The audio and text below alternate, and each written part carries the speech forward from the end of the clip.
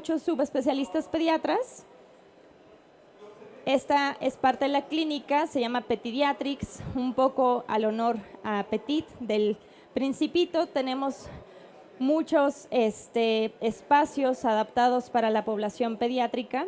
Y bueno, estos son parte de los servicios con los que nosotros contamos en Petidiatrics, que nos dedicamos también a la atención del paciente pediátrico en general, pero también ahorita vamos a ver que a la atención del paciente pediátrico, que es un paciente grave. Entonces, es importante pues que nos conozcan. Siempre, en cuestión de niños, me gustaría preguntarles a quién de los que están aquí presentes les gustan los niños. ¿A quiénes? ¿Los niños? ¿Sí les gustan? Algunos no. Y esto es importante porque es muy importante recalcar que los niños no son adultos chiquitos, que eso es algo que siempre nos dicen. El nosotros manejar a los niños es una población muy especial, muy específica, y pues siempre nosotros debemos generar una buena relación entre el niño y el médico pediatra, esta confianza que nos brindan ellos para que nosotros podamos hacer intervenciones específicas con ellos, ¿no? Entonces, esto es muy importante, este vínculo, esta relación que hacemos nosotros con los niños. La mejor forma de hacer buenos a los niños, pues es hacerlos felices, ¿no? Entonces, adaptar espacios para la población pediátrica es muy importante. Y bueno, también Petidiatrics finalmente pues es una empresa, ¿no?, de médicos pediatras que también nos dedicamos a hacer el traslado de pacientes pediátricos graves. Esto es, nosotros también trasladamos a los niños vía terrestre, puede ser también vía aérea. Yo soy médico de vuelo también en paciente pediátrico. Y bueno, esto también es importante porque el que nosotros hagamos todo lo que hay en un ambiente hospitalario durante, por ejemplo, un jet o una ambulancia terrestre, y que ese niño llegue a su destino, tiene muchas implicaciones y debemos estar bien preparados y bien capacitados para cualquier situación que ponga en riesgo la vida de nuestros pequeños. Entonces, los niños pues solo tienen una niñez, entonces nuestro objetivo en Petidiatrics pues es hacerla también siempre que sea memorable. Ya hablando específicamente del tema, sí, que el tema es un tema muy importante, que es primeros auxilios en pediatría. Me gustaría ahora preguntarles a ustedes, ¿quién de aquí ha tomado un curso de primeros auxilios en general? ¿Quién se ha capacitado? Primeros auxilios, allá, ustedes. ¿Y alguien de aquí ha tomado un curso específico para la atención de niños? Nadie. Fíjense qué importante, y es lo que vamos a platicar. ¿Por qué? Porque efectivamente muchas veces podemos capacitarnos para adultos, pero no nos capacitamos para niños.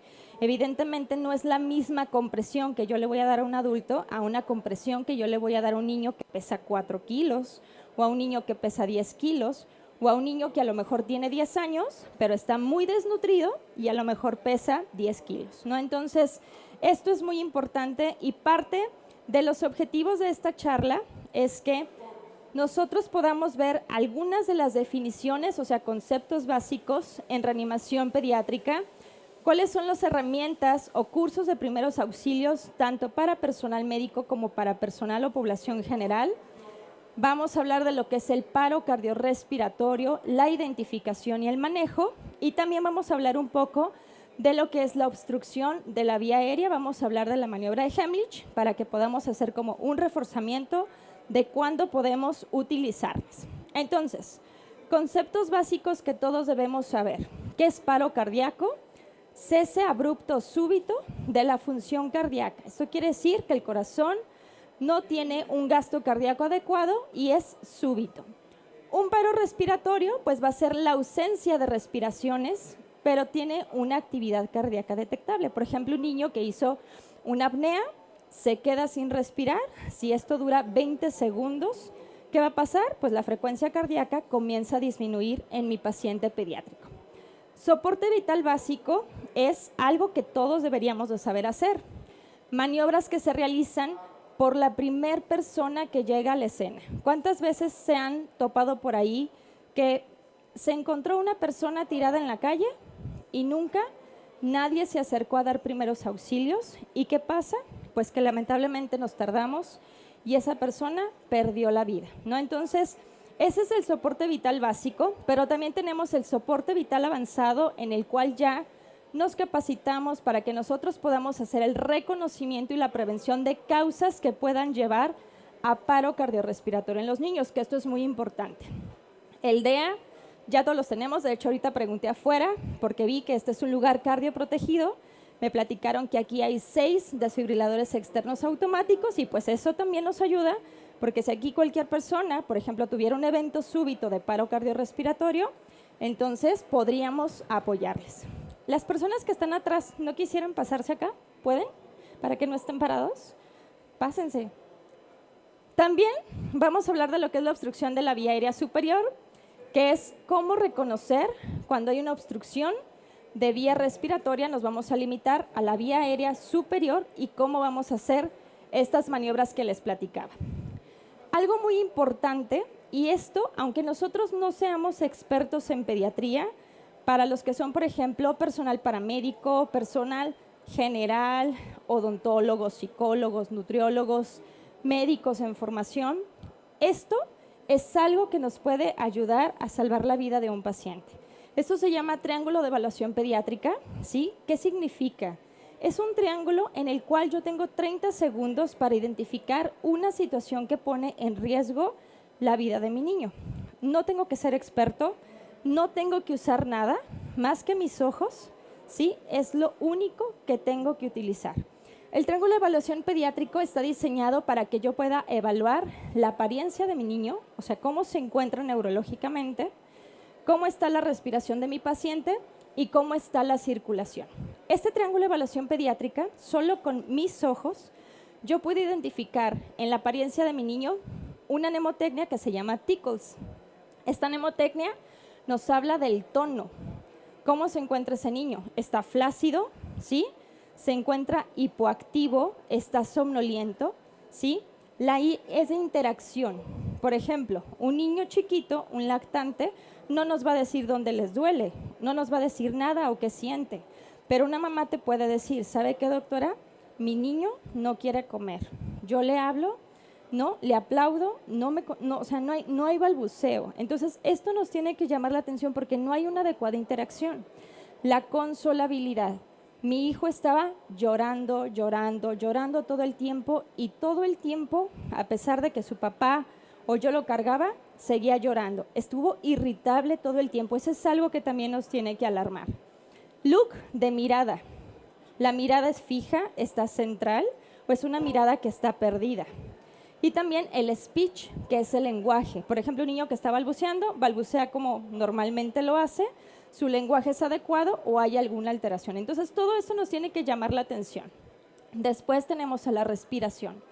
¿Cómo está la frecuencia respiratoria? ¿Hay un aumento en el esfuerzo? ¿Usa músculos accesorios? Sí, que esto es muy importante. Y por último tenemos a la C, que es la circulación.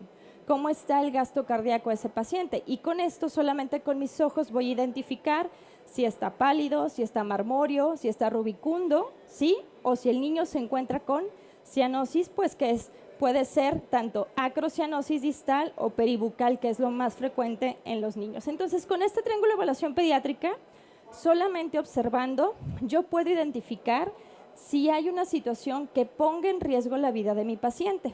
Esto es, si me llega un niño que está muy dormido, por ejemplo, niña de 12 años de edad, hablando ahorita un poquito de los trastornos que nos hablaron en psicología, se tomó 10 tabletas de clonazepam que tenía su mamá. Está completamente somnolienta, no hay dificultad respiratoria y tiene buena coloración. Solamente viéndola, ¿dónde está la afección? En lo neurológico, ¿no? Entonces, lo que está afectado es la apariencia. Ejemplo, niño de 5 años que se conoce asmático. Este niño tiene broncoespasmo, usa sus nebulizaciones y ahorita viene por dificultad respiratoria. La mamá les está diciendo que tiene aumento en el esfuerzo respiratorio, usa los músculos accesorios y habla entre frases entrecortadas porque se cansa. Entonces, él está neurológicamente íntegro, le responde todo lo que les dicen, le cuesta trabajo y buena coloración. ¿Qué tiene? Solo está afectada la B. tiene dificultad respiratoria. Pero si este mismo niño llega igual y además se va quedando dormido, ¿qué tiene? Insuficiencia respiratoria, porque ya está afectando el estado neurológico del paciente. Esa hipoxia está afectando la condición neurológica del paciente. ¿A dónde lo pasaríamos? A choque, directo, porque es un paciente que se puede deteriorar súbitamente y que compromete la vida. Entonces, este triángulo está diseñado para que rápido tomemos decisiones y que si sabemos que tiene afectada la apariencia, el niño no responde, no respira y además está cianótico, inmediatamente afecta los 3 lados del triángulo, es una insuficiencia cardiorrespiratoria y es un paro inminente, ¿no? Entonces, ese niño pasa directamente a choque. Entonces, por eso es tan importante este triángulo de evaluación pediátrica. ¿Le puede dar play a ese video, por favor? Este es un niño, pues, que tiene un lactante, 1 año y medio. Vamos a ver si podemos ver los videos. Le doy sobre la imagen. ¿Sí? A lo mejor no se van a poder correr.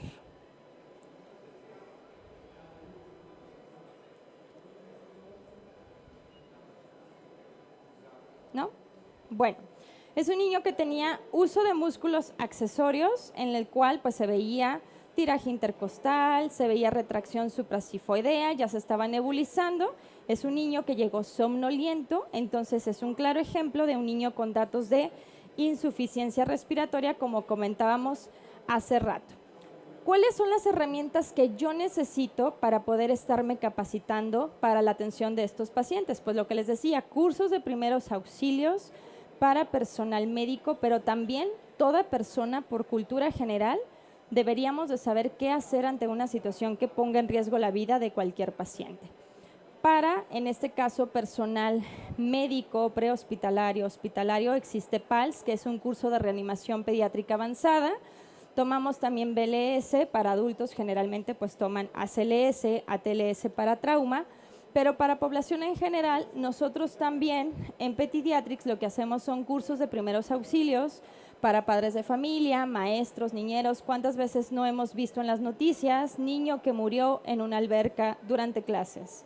Niño que murió cuando salieron, por ejemplo, a una actividad recreativa, se me ocurre en Mazamitla, ¿no? Entonces, esto cada vez es más frecuente.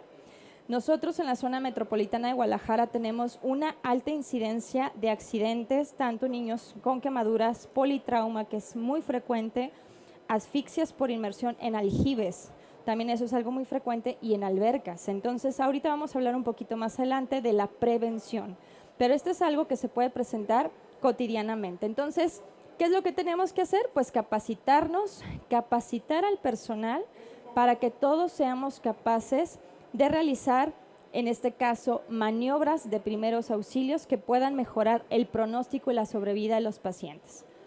Todos los aprendizajes más importantes de la vida se hacen jugando. Entonces, ¿qué es lo que hacemos nosotros? Hacemos simulación. Dicen que lo que no se practica se olvida. ¿Qué nos enseñan en la escuela? Por ejemplo, en las facultades de medicina, a practicar manejo de vía aérea, simuladores, ¿no? Manejo de RCP, tenemos simuladores. Entonces, ¿qué es lo que tenemos que hacer? Estarnos capacitando constantemente para que podamos cada vez nosotros, a través de la simulación, como dicen, aquí puedes cometer errores para que aprendas en la simulación, para que esto no nos suceda cuando en realidad estemos en una situación que ponga en riesgo la vida de nuestros pacientes. Entonces, ¿por qué debemos de capacitarnos? Y esto es para siempre, porque una vez que terminamos, por ejemplo, los que son médicos, odontólogos, psicólogos, y terminamos medicina, no se acaba ahí. Tenemos que estarnos capacitando, personal de enfermería tiene que estarse capacitando, tomando cursos, para que sigamos, en este caso, pues nosotros teniendo las herramientas y las capacidades para mejorar la sobrevida de los pacientes. Y que también la población en general, toda persona a cuidado de niños debe estar capacitada para dar maniobras iniciales y con esto maximizar la supervivencia de los niños. Esto es muy importante. Entonces, vamos ahora sí de lleno con el tema. Solo con tus manos puedes salvar una vida. Y esto es importante porque podemos dar reanimación cardiopulmonar sin intervenir con la vía aérea. Por ejemplo, ahora con COVID no queríamos arriesgarnos, no sabíamos qué estaba pasando, todavía no conocíamos de COVID. Ahora ya sabemos un poco más, pero también si no nos queremos arriesgar, podemos tener un dispositivo de barrera o podemos también usar solo nuestras manos, dar RCP mientras llega la ayuda. Entonces, ¿por qué hacemos esto? La Academia Americana del Corazón o nosotros, por ejemplo, como instructores de la Academia Americana del Corazón, pues siempre tenemos un lema, ¿no? Que es por la vida. Lo hacemos por mejorar la supervivencia de los pacientes. Entonces, ¿cómo vamos a nosotros a manejar el paro cardiorrespiratorio? Para que vean más o menos los números, ¿sí? La sobrevida al alta de un paciente que cayó en paro cardiorrespiratorio, si nosotros tenemos un paro cardíaco extrahospitalario no traumático, esa persona tiene el 9 al 10% de sobrevivir. O sea, fíjense qué poquito, o sea, la mortalidad es altísima. Si este paro cardíaco fue presenciado y hubo testigos, la probabilidad de que ese paciente sobreviva es un 31.2%. Pero si ese paro cardíaco es presenciado con personal de emergencia, enfermería, paramédicos, médicos en general, se va hasta un 36.2%. En realidad esos números no son tan buenos, deberían de ser mucho mejores estos números para mejorar la sobrevida de los pacientes. Hablando un poco de fisiopatología, y tampoco los quiero aburrir con esto porque no es la intención, pero sí es muy importante que sepamos qué es lo que sucede con un paciente que tiene un paro cardiorrespiratorio. Un niño o cualquier persona que presenta un evento de paro cardiorrespiratorio, lo que va a suceder es que va a disminuir la tensión de oxígeno inmediatamente, esto es súbito, va a disminuir en todas las células la producción de adenosín trifosfato y esto nos va a condicionar a que haya una disfunción en la membrana celular. Va a haber en este caso entrada, salida de agua, también de potasio. Esto va a alterar la permeabilidad microvascular y nos va a condicionar a que haya un edema citotóxico a nivel generalizado. Este edema citotóxico nos puede condicionar a que este tejido se edematice y que al presentar edema, principalmente en el cerebro, pues incremente la presión intracraniana. Por otro lado, también vamos a tener la despolarización de las células con la salida de calcio a nivel extracelular principalmente y también intracelular, en el cual va a disminuir y esto va a favorecer a que haya una disrupción de la mitocondria, liberación de radicales libres y lipólisis. Todo esto va a favorecer a que ya no haya producción de adenosín trifosfato, a que haya una liberación de citocromo C y que esto conducione a la muerte celular. Entonces, si estamos en este punto, no damos un RCP de alta calidad, ¿qué va a suceder? Muerte. Por eso es tan importante que sepamos qué es lo que sucede. Generalmente, nosotros, como les decía, podemos ver en muchos lugares, un niño muere, un niño murió ahogado, un niño se asfixió, un niño se metió un Lego, un niño se comió una moneda, nadie pudo hacerle maniobra de Heimlich, cayó en paro, no lo logramos. Entonces, cada vez es más frecuente. Y esto es algo que, pues para lo que nosotros nos debemos de preparar y que sepamos que este minuto de identificación es un minuto de oro, porque no solamente depende que lo identifiquemos, sino también depende de que se le dé la atención oportuna y que este paciente pues llegue inmediatamente al hospital para que se le den todas las atenciones que requiere. No solamente es que el paciente haya caído en paro cardiorrespiratorio, ¿sí? Y que cuánto tiempo le dimos RCP, sino que qué es lo que pasa después del paro cardíaco. De hecho, en las actualizaciones de la Academia Americana del Corazón se agrega un sexto eslabón que ahora es la recuperación, porque no solamente es que yo saque al niño del paro cardiorrespiratorio, es con qué secuelas va a quedar ese niño, qué va a pasar después de que duró 15 minutos en paro o 30 minutos en paro. Entonces yo tengo que identificar que después del evento del paro cardíaco existen unas fases, que es la fase inmediata en los primeros 20 minutos de retorno a la circulación espontánea, en la que va a haber mucha liberación de enzimas, de catecolaminas que pueden favorecer a, en este caso, las lesiones neurológicas que puedan ser irreversibles. Después tenemos una fase inicial postparo, que es desde los 20 minutos hasta aproximadamente las 12 horas, Y después una fase intermedia que va desde las 12 hasta las 72 horas. Y por último, una fase de recuperación en la cual, si ven, ya es posterior a las 72 horas. Un niño que cae en paro cardíaco, tenemos ya dentro de las actualizaciones también un protocolo para que nosotros podamos ir identificando qué es lo que podemos mejorar para que ese paciente tenga una mejor sobrevida. Entonces, esta es parte de las actualizaciones del paro cardíaco intrahospitalario y extrahospitalario, en el cual pues se agrega precisamente, como les decía, un sexto eslabón de la recuperación para que este paciente le vaya mejor. Toda, en este caso, cadena de supervivencia, si ven, ya sea intrahospitalario o extrahospitalario, nos habla de la prevención. Si nosotros no prevenimos estos eventos, incluso por ejemplo en los hospitales, sabemos que el paciente de la cama 5 está muy grave, pero si nosotros no les decimos turno por turno, el paciente está así y tiene riesgo de en cualquier momento presentar un evento súbito de paro cardiorrespiratorio, vamos a llegar tardío al evento. Entonces, por eso es tan importante la monitorización, la toma a lo mejor de estudios o H's y T's que puedan ser prevenibles previo al paro.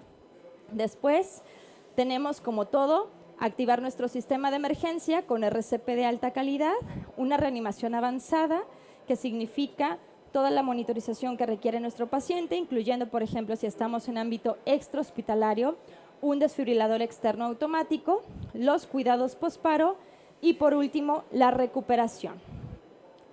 Si somos muy, digamos, visuales, y ustedes, ¿alguien tiene hijos, o sobrinos, primos? Y ven o visualizan dónde correrían riesgo mis hijos o mis sobrinos en mi casa. Si se ponen a pensar en todas esas situaciones, encontrarían muchas, ¿cierto? Muchas. Esto es desde ingestión de tóxicos, los niños que nos llegan intoxicados porque les pusieron sustancias en envases muy, digamos, amenos, como botes de leche, de Gatorade, de Coca. Y entonces los niños que agarran, me lo tomo, ¿no? Y se intoxican. Lugares de riesgo como, pues, contactos que entran a la cocina, juguetes pequeños con los que se puedan, en este caso, obstruir la vía respiratoria, o también situaciones que puedan condicionar a trauma. Entonces, en realidad, un niño está muy expuesto y por eso es que nosotros tenemos que realizar la prevención. Entonces, vamos a aprender a dar primeros auxilios, ¿sí? Y vamos a ver todos los pasos iniciales.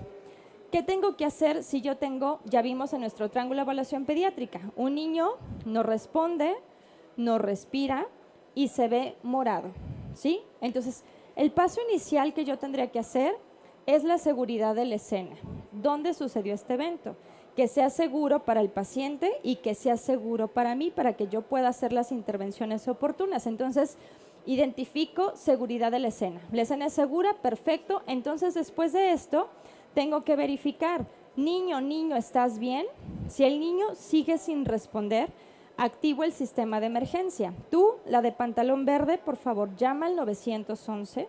Dile que tenemos un niño de aproximadamente 5 años de edad, no responde, no respira, ¿sí? Y que por favor traigan un desfibrilador externo automático y que regresen y me dices qué te dijeron. Eso es lo que tendríamos que hacer, llamar al 911. Los teléfonos inteligentes ya está fácil, algunos tienen hasta incluso apps donde tú puedes inmediatamente solicitar ayuda. O incluso, por ejemplo, para los que trabajamos en hospitales, ya hay apps donde incluso tienen cronómetro si estás solo para iniciar el paro cardiorrespiratorio y desde ahí mismo llamar al 911. Entonces, cada vez es más sencillo, ¿no? Pedimos ayuda. Ya pedimos ayuda, verifico que efectivamente ese niño no está respirando y tengo que comprobar el pulso. En los niños pequeños voy a comprobar el pulso braquial. Tóquense todos, aquí braquial, entre mi hombro, mi antebrazo, en la cara interna con 2 dedos y voy a contar hasta 10 segundos. 1, 2, hasta 10 segundos. Esto sería a partir de 1 mes a 1 año de edad, se considera un paciente lactante. Y un paciente pediátrico lo vamos a hacer carotidio. Si yo tengo mi cuello al lado de mi cartílago cricoideo, 2 centímetros, voy a palpar mi pulso carotidio igual durante 10 segundos. Si es un niño más grande, lo puedo hacer también femoral, también. En los niños más grandes sería solamente carotidio y femoral. Y en los lactantes solamente sería pulso braquial. Entonces lo palpo durante 10 segundos y si yo identifico que el niño no tiene pulso, no es perceptible, voy a iniciar compresiones. Si estoy sola, voy a dar 30 compresiones por 2 ventilaciones por 5 ciclos. Si estoy acompañada, voy a dar 15 compresiones por 2 ventilaciones por 10 ciclos. Si, por ejemplo, estuviéramos en una plaza y en esa plaza alguien solicita ayuda porque un niño de 5 años se colapsó, yo puedo decir, sé primeros auxilios y puedo ayudarte, ¿me permites? Porque ahora con las demandas no sabemos. Tenemos que presentarnos y decir, ¿me permites ayudar? Sí, y que haya testigos. Si me permiten ayudar y yo identifico, el niño no responde, no respira, activa el sistema de emergencia, verifico la respiración, compruebo el pulso, no tiene, ¿sí? Aquí la diferencia de un paro presenciado y un paro no presenciado es que en el paro no presenciado lo correcto sería que llego, doy un ciclo completo porque no sé cuánto tiempo tiene el niño en paro y luego voy y activo mi sistema de emergencia porque no puedo perder más tiempo del que quizás ya se ha perdido. Entonces sería la única diferencia entre un paro cardíaco presenciado y uno no presenciado, que activo el sistema de emergencia en uno presenciado sin problema en ese momento y en un no presenciado, primero termino un ciclo completo y después voy y activo el sistema de emergencia. ¿De acuerdo? Entonces, una vez que nosotros podamos ventilar a este paciente, si no hay riesgo, podemos ventilarlo, dispositivo barrera, o podríamos hacerlo boca a boca. Y también, pues una vez que llegue la ayuda, pues nosotros conectar a este paciente a un monitor para poder determinar si requiere o no desfibrilar a este paciente. Una vez que comprobemos el ritmo, determinar si requiere o no desfibrilación o si requiere que yo continúe con las compresiones.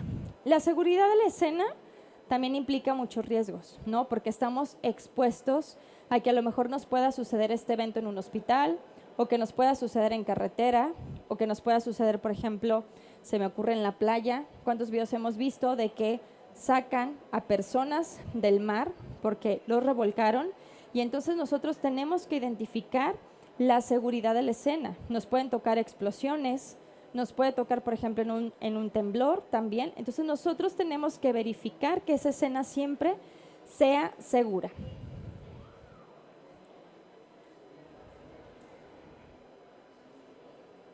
Se está volviendo... ¡Ay!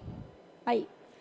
Bueno, en la identificación, como les decía, la correcta posición de un lactante es que nosotros liberemos siempre la vía respiratoria. Esto es, tenemos que nosotros liberar la vía aérea, elevar el mentón y esto se llama posición de olfateo. Permitirle que ese paciente pueda ventilar, nosotros acercarnos y ver si el bebé está respirando y después entonces verificar su pulso. La secuencia aquí no es ABC. ¿Sí? En este caso es CAB, porque lo más importante es dar gasto cardíaco. Si ese paciente ya tiene algunos minutos en paro cardíaco, nadie lo identificó, lo primero que tengo que hacer, además de identificarlo y activar el sistema de emergencia, es iniciar rápidamente compresiones, porque necesito que algo mejore ese gasto cardíaco. De otra manera, ese paciente no va a sobrevivir. Entonces, lo vamos a hacer. Lo vamos a posicionar para que nosotros, si el niño cayó, ponerlo boca arriba y darle posición a esa vía aérea. Y como ya habíamos mencionado, pues nada más lo de los pulsos para que aquí quede ejemplificado dónde es que nosotros vamos a tomar el pulso en base a si es un niño menor a 1 año o mayor a 1 año de edad. ¿Cómo vamos a reanimar a los lactantes? Roger, ¿me prestas el bebé? Los bebés tienen una condición particular. La condición de los bebés es que, pues evidente, son más chiquitos y entonces al ser más chiquitos, si nosotros somos un reanimador, generalmente nos dice ahí que un reanimador utilicemos la técnica de los 2 dedos. Esto es, nosotros vamos a llevar a nuestro bebé a una superficie plana. Teniendo a nuestro bebé en una superficie plana, puedo utilizar mi dedo medio, mi dedo índice, y entre sus tetillas, que está mi apéndice cifoides, ahí es donde yo voy a hacer compresiones y ¿Cuánto tengo que comprimir en profundidad? 4 centímetros, que sería 1/3 del diámetro anteroposterior. Entonces yo necesito comprimir 4 centímetros a un ritmo de 100 a 120 latidos por minuto. Hay muchas canciones que nos pueden llevar a este ritmo. No lo tengo que hacer muy rápido porque tengo que permitir que el tórax reexpanda, y esto sirve como si fuera una bomba externa. Si yo estoy dando las compresiones efectivas, como vimos en la cadena de supervivencia, esto se llama RCP de alta calidad. Entonces, alta calidad significa que voy a llevar un ritmo, que voy a llevar una frecuencia, que voy a permitir que el tórax se reexpanda y que voy a estar en tiempos. Entonces, si soy una sola persona, vamos a dar compresiones con 2 dedos. ¿Es cansado? Sí. De hecho, por eso, cuando somos 2 reanimadores, nos dicen que podemos utilizar la técnica de los 2 pulgares. Hagan así sus manos para que puedan, como si abrazáramos, y van a poner sus pulgares de esta manera, porque el objetivo es que podamos hacer la compresión así. Entonces yo abrazaría a mi bebé de esta manera y entonces haría la compresión igual en medio de las tetillas sobre el esternón, y entonces contaría 1, 2, 3, 4, 5, 6, 7, 8, 9, 10, 11, 12, 13, 14, 1, porque somos 2 personas. 14, 1 le permite a que a la otra persona ventilo 1, ventilo 2. Sigue el siguiente ciclo. 1, 2, 3, 4, 5, 6, 7, 8, 9, 10, 11, 12, 13, 14, 2. La persona que está en vía aérea, ventilo 1, ventilo 2. ¿Y eso lo vamos a hacer cuántas veces? Pues 10 ciclos, porque cuando somos 2 personas, son 15 compresiones por 2 ventilaciones por 10 ciclos. Yo cuento 14-1, 14-2 para no perderme, porque luego con la adrenalina ya no decir, ¿en cuál estamos? Entonces, a mí me facilita mucho contar para que yo no me pierda. Muy bien. Vamos a continuar. Entonces, pues prácticamente es lo que les ejemplifiqué. Si una persona está sola, se cansa con la técnica de los 2 dedos, ¿puede cambiar a 2 pulgares? Sin problema. El objetivo es que den 4 centímetros de profundidad y que en este caso pues lleven un ritmo de 100 a 120 latidos por minuto. En el caso del pediátrico, que dijimos que es de 1 año en adelante hasta la adolescencia. ¿Cuándo un adolescente se va a reanimar como adulto? Cuando ese adolescente ya tiene caracteres sexuales secundarios, tiene telarca, tiene adrenarca, o sea, tiene vello en las axilas, tiene vello púbico, ¿sí? Entonces, ahí es cuando nosotros, por ejemplo, también en las niñas, crecimiento de las glándulas mamarias, ya podemos hacer RCP como si fuera un adulto sin inconveniente. En el pediátrico, ¿sí? Antes de que sea el adolescente, la profundidad de las compresiones tienen que ser 5 centímetros. Entonces nosotros podríamos hacerlo con una mano sin problema, o podríamos hacerlo con las 2 manos también sin inconveniente, pero el objetivo es que logremos una profundidad de 5 centímetros. El DEA para lactantes y niños menores de 8 años, ¿me lo prestas? Ahí está dentro en la cajita. Entonces, el DEA nosotros lo vamos a utilizar, solamente el DEA, gracias. El DEA está para que nosotros podamos utilizar lo que son los parches. Si nosotros tenemos, por ejemplo, un dispositivo, ¿sí? Los parches son parches pediátricos y parches de adulto. Puede ser que yo no tenga a lo mejor parches pediátricos. Hay muchos dispositivos que no tienen parches pediátricos. ¿Puedo utilizarlos de adulto? Sin problema. Los parches se utilizan para niños menores de 8 años. Las palas pediátricas, que son las que tienen los monitores desfibriladores, esas se utilizan cuando los niños pesan menos de 10 kilos.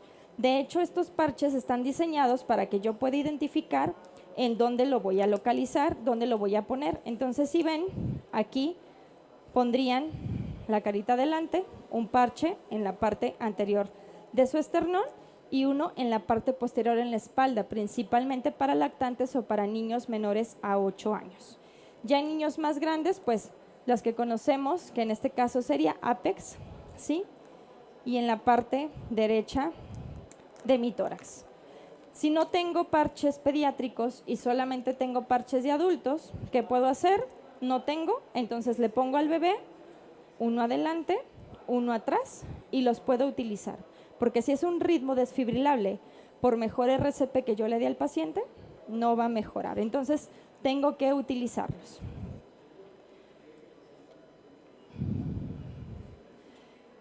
Los niños caen en paro por situaciones específicas. Les decía, no son adultos chiquitos, ¿no? Entonces, los niños caen en paro. La principal causa de paro cardíaco en los niños es la hipoxia.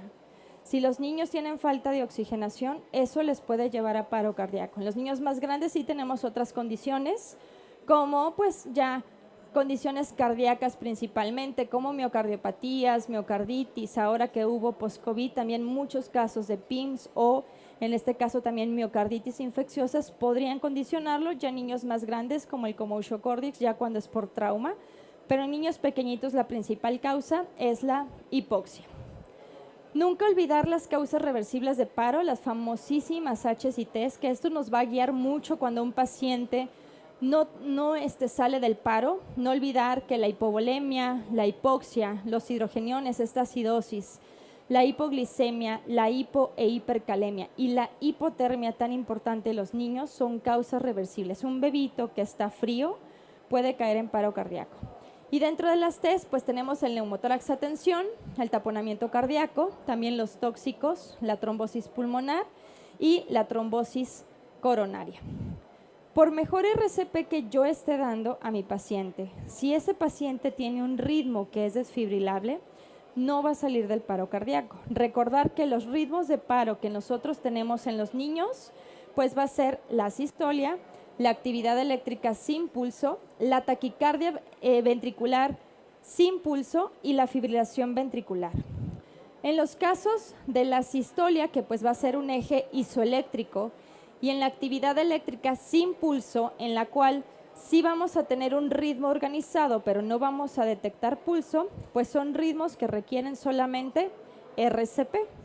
Pero si nosotros ya encontramos entonces de los ritmos de paro, un ritmo completamente desorganizado, ¿sí?, que en este caso nos habla de una fibrilación ventricular, o si es un ritmo organizado con QRS anchos, con un QRS mayor a 0.09 segundos, estamos hablando de una taquicardia ventricular sin pulso y ambos son ritmos desfibrilables.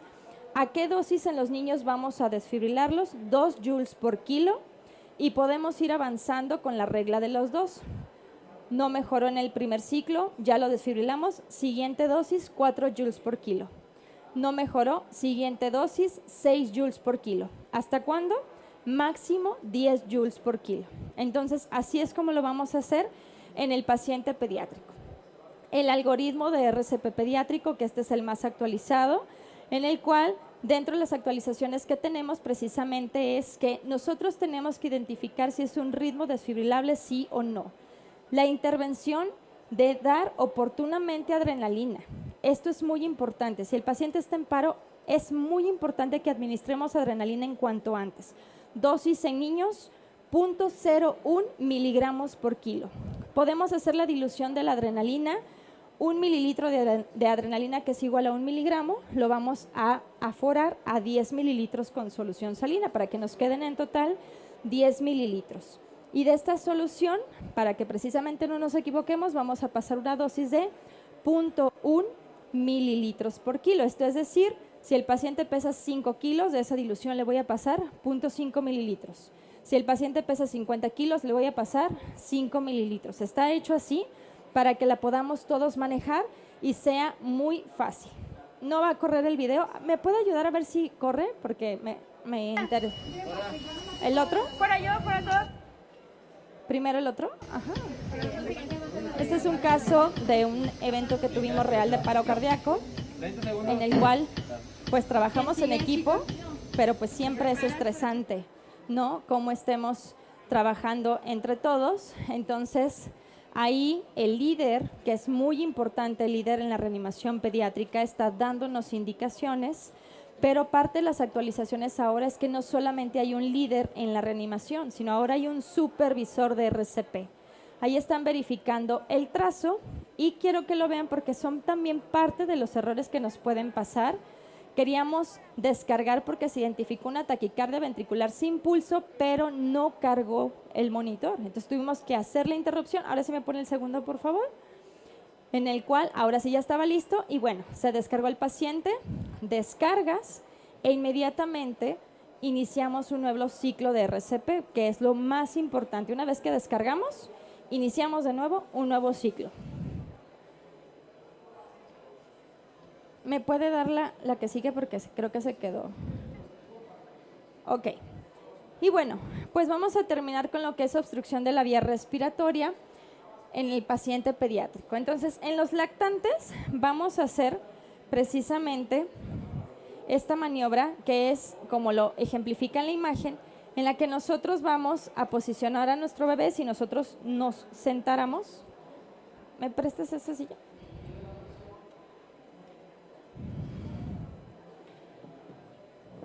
Gracias. Yo me tendría que llevar al niño a un lugar donde yo pueda posicionarme con el bebé, ponerlo en este caso hacia abajo, para que yo pueda, sí, en esta misma posición, dar 5 compresiones igual entre sus tetillas. Entonces sería 1, 2, 3, 4, 5. Girarlo, es muy importante que no obstruyan lo que es el cuellito ni la vía respiratoria. Aquí lo agarro, lo giro sobre mi otra pierna y entonces voy a hacer 5 palmadas con el dorso de mi mano, interescapular. Sería 1, 2, 3, 4, 5. Giro a mi bebé, ¿sí? Y vuelvo a dar 5 compresiones entre las tetillas. 1, 2, 3, 4, 5. Aquí yo puedo observar, si por ejemplo fue cuando los niños empiezan con la alimentación complementaria, un pedazo de, se me ocurre, calabaza, o un niño que se metió una monedita, o un niño que se metió un Lego. Con la técnica engancho, podría yo extraer el objeto extraño. Con técnica engancho, sí lo observo. Lo que nunca debo hacer es meter el dedo a ciegas o hacer un barrido, porque eso puede condicionar a que yo obstruya más lo que es, en este caso, la vía respiratoria. Me dirían ustedes, ¿hasta cuándo vamos a hacer esto si el cuerpo extraño no sale? Hasta que el niño pierda el tono, se quede flácido completamente. Y entonces eso significa que en el triángulo de evaluación pediátrica, ¿qué tiene? Insuficiencia cardiorrespiratoria o un paro inminente. Entonces lo que yo tengo que hacer inmediatamente es, me lo llevo inmediatamente a una superficie plana, activo el sistema de emergencia, checo pulso, 10 segundos, no tiene pulso y entonces inicio RCP. Eso sería lo correcto. Si no puedo desobstruir la vía respiratoria, eso sería lo que yo tendría que hacer. ¿De acuerdo? Muy bien. En el paciente pediátrico o en los niños más grandes, sí, gracias. No, déjamela, para la de Hemlich. Entonces, para la maniobra de Hemlich, no tengo un niño más grande, pero entonces para la maniobra de Hemlich, si es un niño, por ejemplo, más chiquitito, yo me puedo poner atrás de él y van a empuñar toda su mano para que puedan ponerla debajo, en este caso, de su sifoides. ¿Sí sienten? Como siempre decimos, la boca, el estómago, efectivamente ahí. Entonces vamos a empuñar nuestra mano, vamos a poner así de esta manera y vamos a hacer una J. El objetivo es que hagamos una J para que nosotros con esto podamos hacer como un efecto de válvula y que el objeto extraño que esté ahí yo lo pueda sacar. Pero ¿qué pasa, por ejemplo? Digo, nos puede pasar, esto ya es como en niños mucho más grandes, que por ejemplo, si somos adultos y nos toca que estemos solos, también lo podríamos hacer en una silla. O sea, nosotros nos podríamos aventar para que con esto podamos hacer una maniobra. Esto sería obviamente heroico. O también podríamos, por ejemplo, en las personas que son muy obesas o que, por ejemplo, también son mujeres embarazadas, podríamos poner a la persona en la pared para que nosotros aquí podamos hacer la maniobra de Hemlich y que si esa persona se desvanece no se vaya a golpear o tenga un trauma de cráneo por el mecanismo de que se impacte, ¿sí? Entonces, esas serían las técnicas que nosotros podríamos realizar cuando tenemos obstrucción de la vía respiratoria, tanto en lactantes como en niños. Les voy a poner un video, antes de que me lo ponga, les voy a platicar un poquito como el contexto. que es parte de lo que nosotros hacemos en Petidiatrics, en alianza también, como les decía, con MedLink. Y bueno, pues yo me gusta a veces compartir algunos casos que tenemos. Esta es una niña que fuimos por ella a Zacatecas, estaba en un balneario y esta niña, estando en el balneario, empieza con insuficiencia respiratoria y resulta que ella se había metido algo en la boca y pues esa cosita que se metió en la boca, que ahorita la van a ver, pues condicionó obstrucción de la vía aérea superior. Afortunadamente, y eso es algo muy, muy padre contarlo, una enfermera que estaba en ese balneario realizó maniobra de Heimlich. Lamentablemente no fue exitoso, no pudo extraer el cuerpo extraño, pero lo que sí logró es que ese cuerpo extraño, digamos, liberara parcialmente la vía aérea porque lo movilizó y esto hizo que esta niña llegara a un servicio de urgencias en donde por insuficiencia respiratoria pues la intubaron. Entonces la intuban y ya después nosotros vamos por ella porque necesitaba un equipo especial, o sea, un broncoscopio especial porque era muy pequeñito el objeto y entonces pues nos la trajimos aquí a Guadalajara. Entonces me gustaría que vieran el video para que conozcan un poquito la historia, a ver si se escucha. Un día normal como urgenciólogo pediatra. Pasaron muy temprano por mí a las 4:30 de la mañana. Se había activado una urgencia en Zacatecas de una niña de 6 años de edad que al estar en un balneario había tenido la ingesta de un cuerpo extraño el cual estaba en vía aérea. Una enfermera de ese lugar realizó una maniobra de Heimlich, la cual no fue exitosa y por datos de insuficiencia respiratoria la trasladaron a hospital más cercano en donde fue intubada y esta paciente tenía muchos medicamentos, sin embargo no se tenían todos los insumos para poder hacer una broncoscopía, por lo cual se decidió su traslado. Se activó la urgencia y decidimos llevárnosla hasta Guadalajara.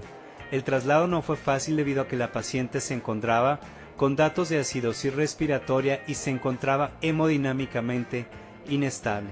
Fue todo un reto, sin embargo con todo un gran equipo logramos hacer este traslado exitosamente y ya le estaban esperando en Guadalajara todo un equipo especializado para poder realizar una broncoscopía. Llegó, se estabilizó en terapia intensiva pediátrica, pasó a la broncoscopía y ahí podemos observar que se veía un cuerpo extraño el cual se encontraba depositado en bronquio del lado derecho. Voilà, aquí tenemos una mariposita. Fue un gran trabajo en equipo. La paciente se encuentra en Zacatecas feliz con su familia. Gracias. ¿Me puede dar la siguiente? Un día normal como urgenciólogo. Bueno, entonces pues finalizaría con esto. Me gustaría como pues hacerlos pensar un poquito, que nos imagináramos todo lo que podríamos lograr si capacitamos al menos el 50% de la población en México. ¿Qué pasaría? En muchos países europeos RCP se les da a los niños desde el kinder, ¿sí? Se les da en la primaria, se les dan primeros auxilios. ¿Por qué no hacerlo en México? ¿Por qué no hacerlo en las universidades, en las primarias, en los lugares a lo mejor donde los niños juegan béisbol o en las albercas? O sea, ¿qué pasaría si en realidad capacitaríamos a más personas? Evidentemente eso es algo en lo que Petidiatrics está trabajando. Nosotros estamos trabajando con el objetivo de que esto se pueda lograr y que podamos empezar a capacitar a más personas. Y bueno, pues imagínense que cada vez seamos más y que obviamente esto llegue a más personas a nivel mundial y que si en algún momento nosotros fuéramos las víctimas, pues que esperaríamos que alguien nos pueda dar primeros auxilios y que mejore la sobrevida si estamos en una situación de este tipo. Seguramente más de alguno tendríamos alguna historia que contar, ¿sí? Por ejemplo, un servicio de emergencias que no llegó, una persona querida que a lo mejor hubiésemos querido que alguien le diera RCP, muchas cosas, quizás historias que tuviésemos que contar. Pero el objetivo es precisamente entonces capacitar a más personas.